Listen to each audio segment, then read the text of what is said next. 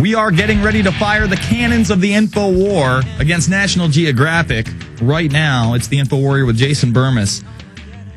And let's just preface this, folks.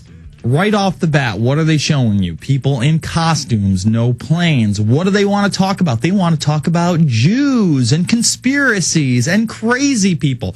So I'm going to go to that first introductory clip with Dylan Avery, where, Dylan probably talked about this stuff in a big sentence, and in the middle of it, of course, they cut away from the video, and then they go to some, B-roll so that they can kind of compile his words together to make us sound terrible. I was just going to interrupt and say this, because I never made this point. That's why they have former intelligence agents come out and say they're Jesus, and then they say they're a woman, and they have other Bush administration people come out and say laser beams did it. And they have other people come out and dress like Puff the Magic Dragon and then say no planes hit. And then well-meaning people buy into that to discredit a serious movement. And then they always say, why aren't you covering the particle beams? Why aren't you covering that I'm Jesus? Why aren't you covering the dragon that knocked it down? Why aren't you covering no planes? So that they can try to make us COINTELPRO, fight amongst ourselves. Even if you believe Puff the Magic Dragon did it, even if you believe space beams did it, or aliens, or Pluto, you should stick to what you can prove and the most hardcore evidence, like the police and firemen saying, get back, they're going to blow it up.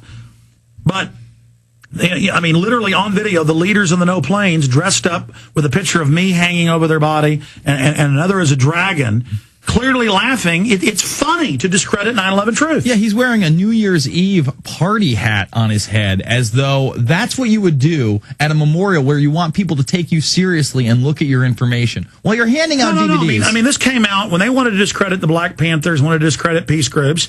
They did the exact same crap. That's why they have militia guys that dress up like crazy, clowns from the Mad Hatter or whatever. Mm-hmm. It's all meant to discredit. And whatever, just go ahead. Yes, it's not working. The good news is it's not working.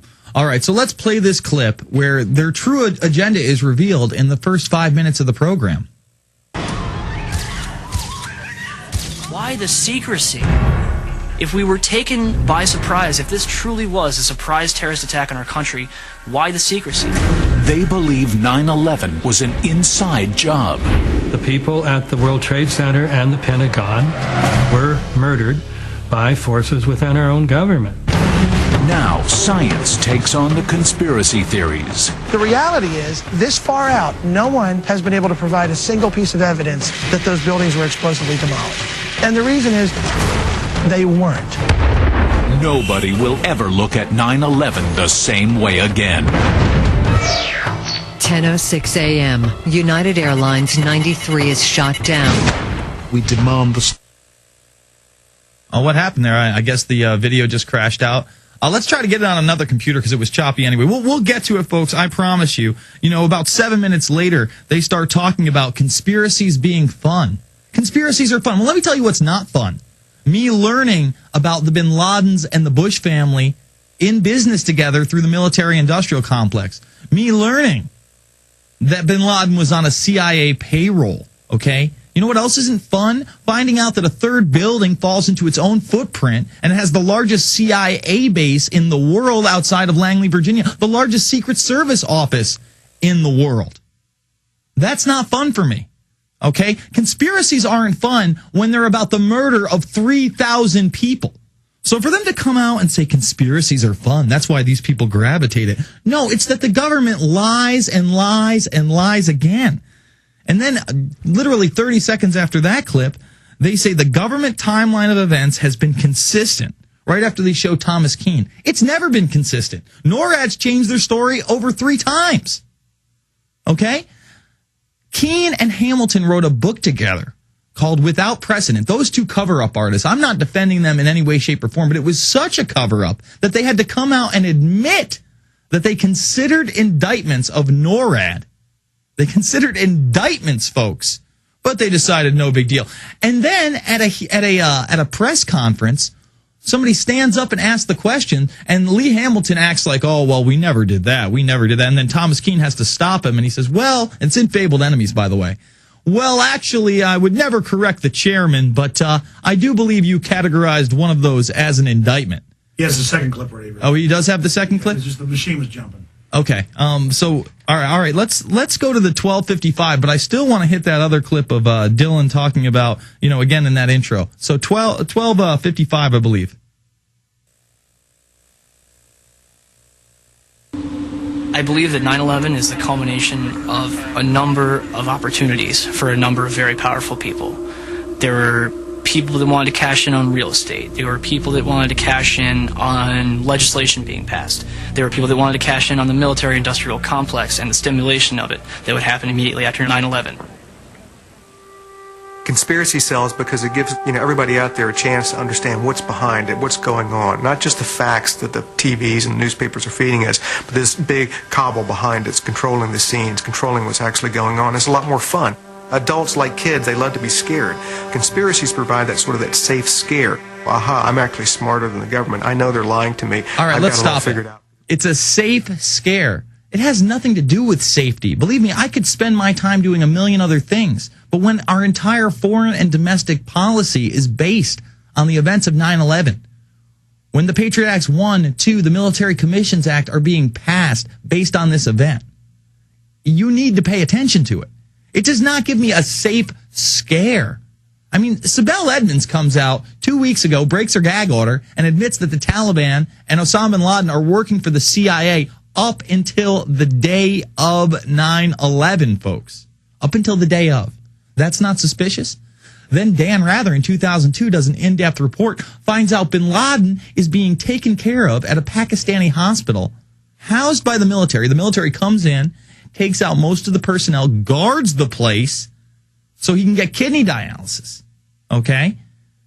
Now, we're not at war with Pakistan. And then we find out the Pakistani ISI, the Inter-Service Intelligence Agency, the sister organization to the CIA, is sending funding to the hijackers that trained at U.S. American bases throughout the country. That's not safe.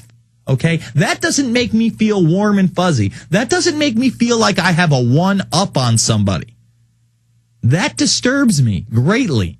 Those are real facts. That really happened. 3 of the hijackers listed their home and their address as the Pensacola Navy Station in Florida. We had the dean of the defense, the vice, the vice chancellor of the Defense Language School in Monterey, California, go public and say that Bush allowed the attacks to happen after he had trained some of the hijackers. We have Michael J. Springman, in Fabled Enemies, a head of the visa department in Jeddah, Saudi Arabia, coming out and saying, no, that wasn't really a visa department. It was a front for the CIA to funnel in Islamic militants through their asset, Osama bin Laden, in covert operations. That doesn't make me feel safe. That doesn't make me feel good at all. So in this next clip we're going to go to, it's at 16 minutes. They talk about how we want to believe this. See, they haven't showed you any of the experimentation. They haven't shown you any of our evidence. It's Jews, no planes, and we want to believe this because it makes us feel good. It makes us feel good. Didn't make me feel good. I lost a lot of sleep, folks. Hit the clip.